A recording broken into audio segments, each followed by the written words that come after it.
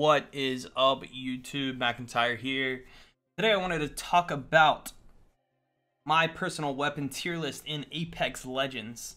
The game has now been out for a few days. A lot of streamers and myself have gotten a lot of time to play with all the weapons in this game, and I wanted to create a video today talking about each of the weapons, which ones are my personal favorites, and just looking statistically at which ones are the strongest. So before we break down each weapon individually, I want to take a look at the spreadsheet here for damage weapons. As you can see, if you want to pause the screen here to get a better glance at this, shoutouts to Not Oh Famous for this little graph that we're looking at right now. We can just look at all the total DPS, the body damage, the headshot damage, and the magazine. One thing that really stood out to me when I first saw this was how much damage things like the flatline did, the R99, and why I felt so overpowered every time I got my hands on a Mastiff or a Kraber. These are both the legendary weapons that you receive from airdrops in the mid to late game. But with that said, we're going to hop over to this screen here in game and break down each weapon from here. So the very first one is the flatline. I would say that this gun is definitely a very powerful gun. It is a very slow firing gun, and in my opinion, it has the weakest kind of recoil of each of the assault rifles. For that reason, its mid to long range is very weak. However, its close range with a hollow is usually really powerful, and as you saw on the DPS chart, it is one of the stronger rifles in the game. Out of the three assault rifles here, though, I'm gonna have to rate it as the lowest. It just never seems to hit for me. It seems like the tracking is weak because of the recoil, and I only find myself using it when there are no other assault rifles at hand. The second assault rifle that we're going to talk about is the Hemlock. I would say that this weapon, it's either going to be something you enjoy using or you don't. Between the Hemlock and the R301, the Hemlock has the burst fire, and it also has an incredibly strong single fire. I think I don't see a lot of players use this, but I've had tons of success with both of the fire rates. For me personally, I use the burst, but at mid to close range, I've found myself destroying players with this weapon. I will even post a clip in the description below where I take on a team 3v1 using this rifle.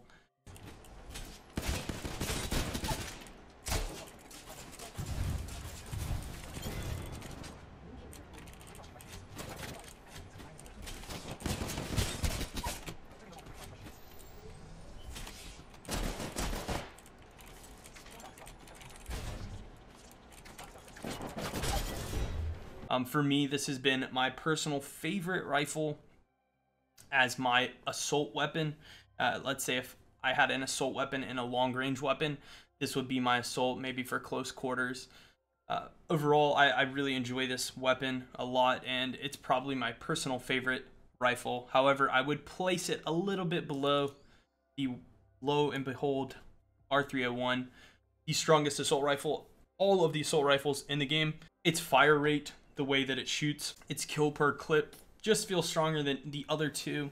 It might have to do with the way that the tracking pattern fires, but for me, it almost feels like I'm shooting the ACR back in Modern Warfare 2, where if your red dot is on them, the bullets hit. Also, with the R301, its mid to long range is much better than both the Hemlock and Flatline, I found. For me personally, I feel like I can hit my shots at about 100 meters, more so than I can with the Hemlock and definitely the Flatline. So if I'm looking for a long range weapon and I want to pair it with a close weapon like a shotgun or a submachine gun, this is the rifle for me and what I typically go with. This rifle pairs really nicely with Wraith or Bang, as both of the characters are much more run and gun and tend to get in the enemy's faces. If we go back to the Hemlock, this is better on characters like Blood or even Gib, as they are kind of at a mid to close range most of the time, but also don't really want to push into the enemy's face, right? And the Flatline would be for most of the assault characters like Wrath and both Bang. So these are the three assault rifles, all very good. I would say one being R301 the best, Hemlock at 2, and Flatline at 3. Moving to the submachine guns, the Alternator. If I have to pick up the Alternator, I will. The spray pattern on this gun is out of control. Hardest and most difficult part about it is that it shoots through its clip so incredibly fast and out of control fast. I've just found myself when I have this that I'll pick it up in the early game if I must, but it's a gun that I'm trying to get rid of very quickly, as it's both clip and, you know, ability to kill is incredibly low. Even when you hit most all your bullets, it's not enough to take down an enemy. If you were to use this on a character, it would definitely be a close range character if you were to keep it into the late game, but I would not advise against it. The next is the R99, the sleeper OP, something that honestly came out of nowhere and is dominated ever since I've learned about it. The both hit rate and magazine spit, like the rate of fire that this gun has is absurd. And not only does it shoot fast, but it aims quick, and it's enough to kill people. For me, the R99 has been a gun where if I spray it into the opponent, they typically go down even with armor on. The other two submachine guns tend to have an issue where you'll put enough bullets into them that maybe they're at 10, 20 health and you need to switch to your second gun. But with this one, it has enough damage coming out of it if you hit most of your shots, which you can because of the spray pattern, to take the enemy out. So I find the R99 to be an incredibly powerful gun, and one that I pick up as a secondary assault weapon in most cases. This is just a close range weapon for any class.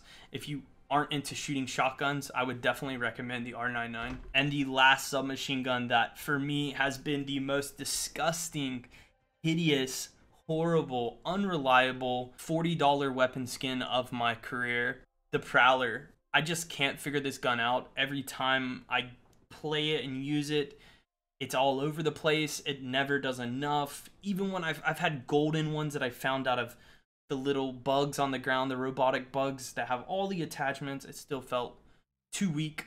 I'm not sure. If you are in the comment section below and you figured out a way to use this gun, please let me know. I just can't get through it, even with the attachments, even with the perk, the rate change that makes it automatic fire. Just a burst submachine gun, question mark. I wouldn't recommend this gun at all, even lower for me than the Alternator. This is personal, but I find that with the Alternator, at least you can pepper the enemy and kind of pressure them, but with the Prowler, a lot of the times it feels like the bullets just aren't enough and you have to reload 2 to 3 times before you even think about downing the enemy. So if I were to rate the submachine guns for me, the R99 would definitely be the highest, with the Alternator next and the Prowler at the very tail end. Moving on to the light machine guns, both incredibly awesome weapons, and in my opinion, I think very sleeper. They both do crazy amounts of damage. If we switch back to the damage chart really quick, both of them do very high damage and have incredibly high magazines. What does that mean? To have a high magazine and a BR like this, especially when you know you're going to be against 3 players, means that you might be able to take down more than one at a time with a single clip. I think that that is a very underrated ability in this game, and one that we might see more often as the game continues to grow and progress. For me personally, talking about the devotion, I do not use this gun unless I can get a rapid charger. It's very powerful in the early game, especially against enemies with no shields, but without the rapid fire charger, it really feels like the spin up takes too long. Even when you pre-spin around the corner, that I tend to avoid it unless I find the turbocharger. So for me, the devotion is definitely the weaker of the 2 LMGs, but much better than those submachine guns that we were just talking about. And the big kahuna, the big boy, one of my favorite weapons currently in the game, the Spitfire, has an incredible mid, close, long range, just kind of does everything, can kill multiple players at one time. I've gone through many of squads with a single clip and a purple extended mag on this gun. It just always feels good. Yes. One guy's 1 weak. I knocked one. They're nading. Knocked another. Last one. Kill them all. It's never like I'm at a range where I can't hit. If my crosshairs are on the enemy, the bullets seem to hit. I just really enjoy this gun. So for me, the Spitfire is above most all guns in the game currently. I usually don't typically walk past them, and if I see them, especially when I have attachments, they will be in my inventory until the end of the game. So for me, the Spitfire is an incredibly powerful gun, being the tier 1 of the light machine guns, followed by the Devotion.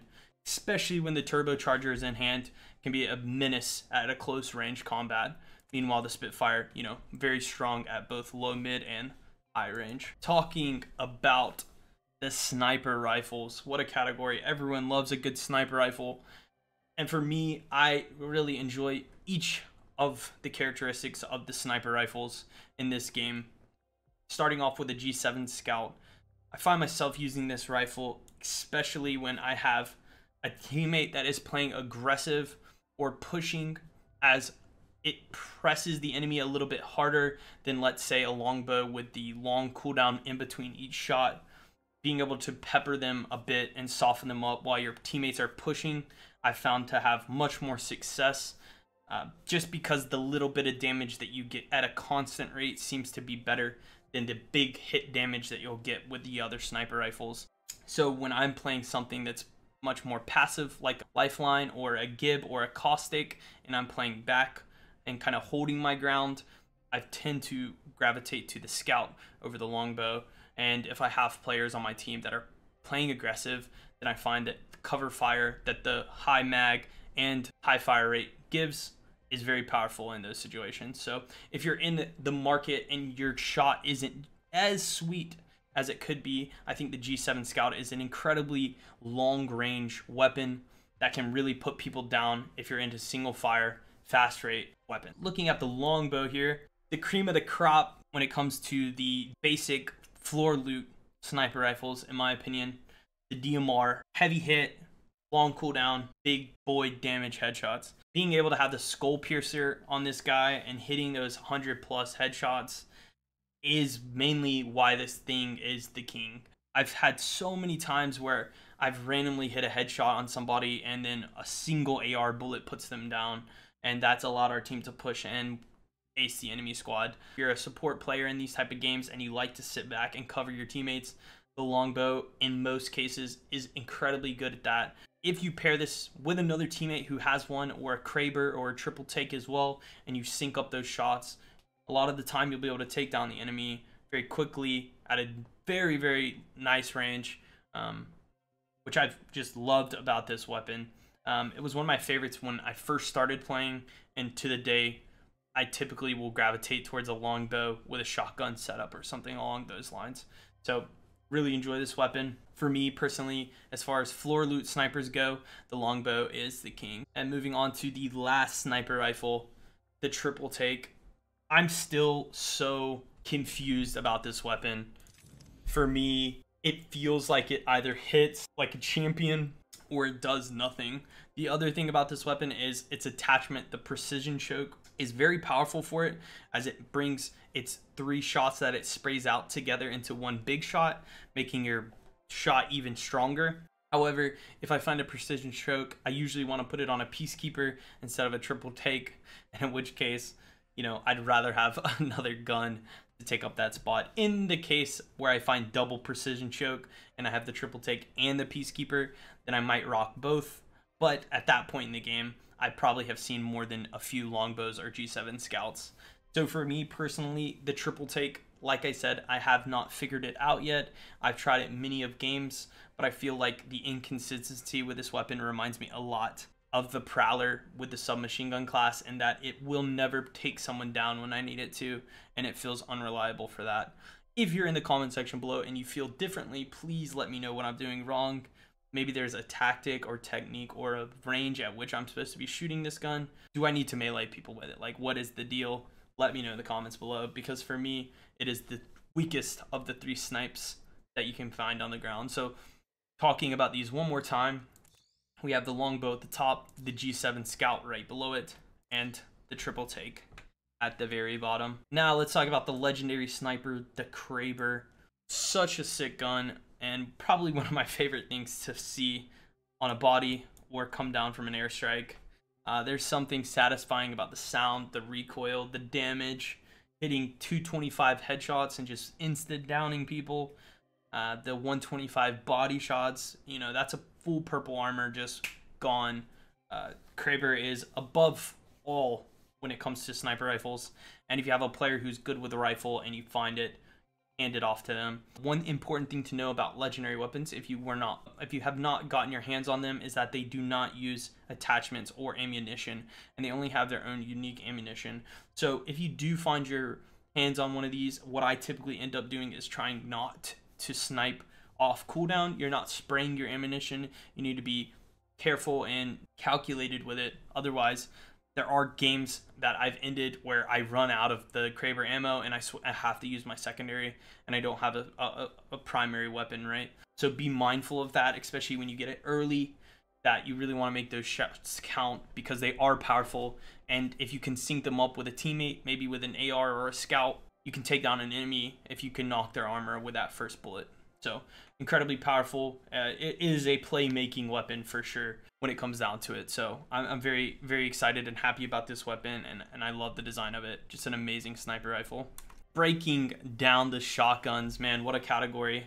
I know that everyone's lolling right now because you're probably all thinking the exact same thing that I'm thinking. Do I have a legendary Mozambique skin? No, thank God. I bless the day that I have not opened one yet out of all the chests.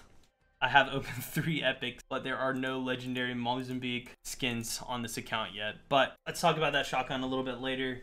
To start off, we have the EVA 8 auto. For me, this is the shotgun for the player who feels like their aim is inconsistent on the Peacekeeper. It's actually a very, very powerful close combat weapon, and it is able to take out more than one player if aimed correctly. I've had a lot of O-snap moments where 2 or 3 people push and we get into an all-out close quarters combat, and this gun puts me out on top. So I would not count this weapon out, and I know a lot of players even prefer it over the Peacekeeper.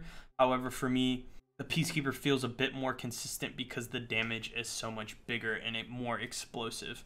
However, if you're looking for a fire rate that is better for a player who might not hit as many shots, I think the EVA 8 is a perfect bet for that, and you really shouldn't feel ashamed to use this weapon if you can use it well. So for all the players out there that might think, oh, I'm using the EVA 8 and I can't use the Peacekeeper, do not feel bad about it. It is a perfectly fine thing, and you can put up great results and work towards victories using this gun well. Speaking of the Peacekeeper, the cream of the crop, actually not even the cream of the crop, the cream of the crop of the shotguns found on the ground.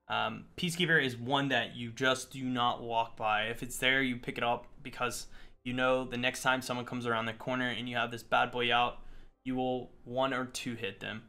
Especially with the precision choke, making the damage and the spread of the weapon even better and tighter. I mean, this thing just is a beast of a weapon. I would assume that at some point they will nerf it because of how powerful it is. Well, for now, become familiar with it, learn its pattern. It kind of shoots in a star spray.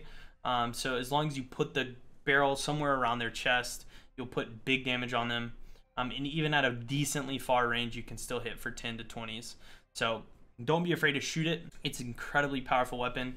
And again, if you are on the EVA 8 and you want to dabble, I would try the Peacekeeper out and start to practice it, because it is one of those guns that will put up amazing results, and it's a gun that I've 1v3'd many of times with because of how powerful it is. So we're not even going to talk about this because this is just the fodder of the floor, the king of ground loot and the ammunition for our Peacekeepers. The Mozambique is the one weapon where you just drop, it's there, and you're sad. Probably the weakest weapon in the game. I wish, and I think that they should push its ammo up.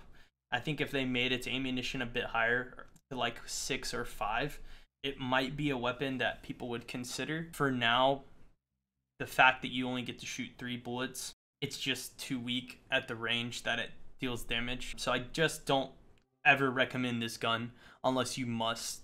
And if you must, just rock 2 of them and shoot the bullets and then switch to the other and shoot the bullets. And sometimes you can clutch it like that, right? Otherwise, try to avoid it if you can. Look for, you know, an R99. Look for the pistol, the automatic pistol. Anything else that is not the 2020 pistol, I would say Mozambique should be given up for. So For all the Mozambique players out there, bless your soul. So let's do a little reflection now. Peacekeeper, top of the food chain of the floor shotguns, followed by the EVA-8. Incredibly competitive shotgun to the Peacekeeper if used correctly, with the Mozambique in the trash can. Definitely the weakest of the three. And now this is the cream of the crop. The cannon, the bazooka of the game. I mean, good lord. If you have not had the chance to use a Mastiff, try your hardest to get your hands on one of these, because this thing is a cannon. Imagine holding a cannon on the side of a pirate ship, but in your hands, and then shooting people 5 feet from you with it. Like, that's how this thing feels. If we look at the damage chart really quickly, DPS 288 on this guy. Look at a quick comparison to every other damage. The Kraber even only hits 125s, right? We hit 125s with Krabers. Body shots on the Mastiff hit 144s with 288 headshots. This thing will one-shot someone if you can aim headshots. Like, it is a disgusting, disgusting weapon, and the best weapon that you can find from an airdrop. If you were to ever find one of these, grab it as fast as you can. Drop all your weapons. You don't even need a secondary. You can just run around with this thing, mid, close, long. Try to long range someone, because you probably will hit them for a 144. Like, it's disgusting, and do everything you can to stay away from someone that has one of these things at a close range. Just try to longbow DMR as 3 people as they run at you. Yeah, an amazing weapon, and there's a reason why it's so hard to find. And the last category that we're going to be working on are the pistols. Starting off with the very first pistol, the P2020. I mean, we'll all take a moment to just realize that Lady Justice is definitely the best gun skin in the game. And the fact that it reinvents the design of the pistol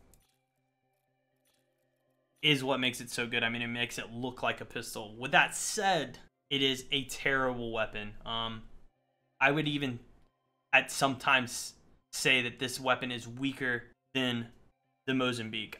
I'm not sure. It takes 3, 4, 5 clips, right? And all the bullets have to hit.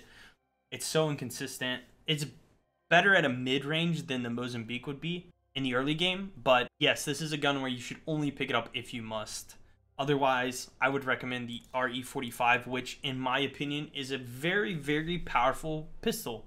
I think this gets a lot of flack, and I would take this for sure. If you look at the damage, I would take this over the alternator a lot of the time. For me, the consistency with the accuracy and the spread of this gun makes it far better than the Annihilator, where your bullets just kind of fly everywhere and it seems like there's no hope. It's almost like this gun is the P2020, but with a left mouse click rapid fire that doesn't just spray everywhere. So I actually find myself a lot of the times in the early game taking up 2 of these instead of a Mozambique or a Prowler. Even in most cases, I'll take up 2 of these, and I'm never upset to have 2 of these in the early game. They are enough to kill people if you can aim decently well, and their rate of fire in comparison to like their consistency of hit is pretty competitive. So not a terrible pistol. Obviously, all the primary weapons I would take over this if I had a chance to, but you know, in comparison to what we'll talk about next, the Wingman, I think that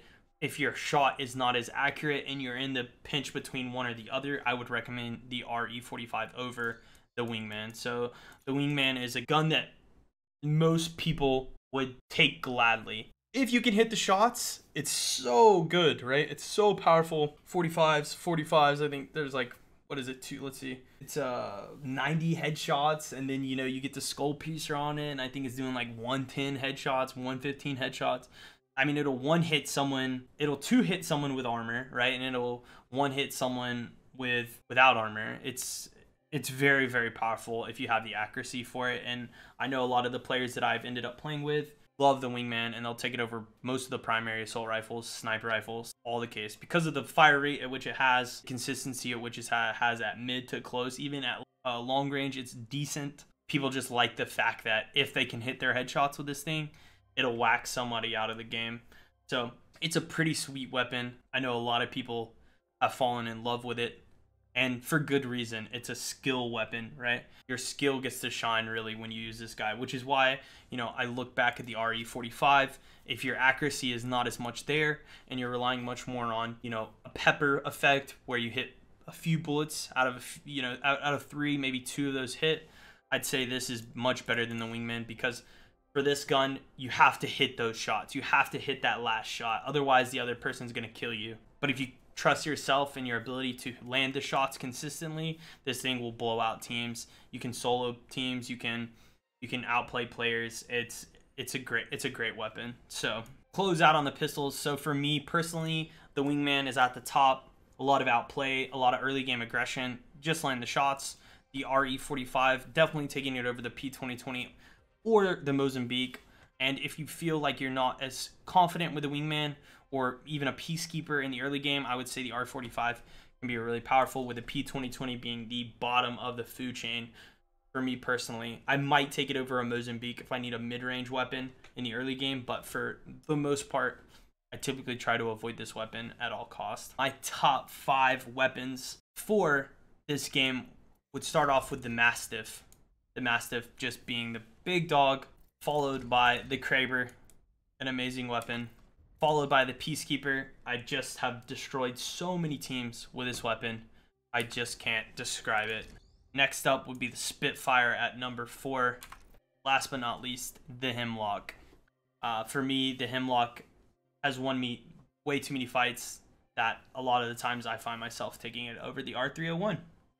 That's going to be it for this video, guys. If you enjoyed it, please make sure to throw a like and subscribe to my YouTube channel. Let me know in the comment section below if anything I could do to make these videos better. I'm going to start uploading some gameplay for you guys to enjoy as well. If you want some legend guides and things like that, let me know in the comments below. You can always check me out on Twitch and Twitter. Those will be on my description. Thank you guys all so much, and I hope you enjoyed the video.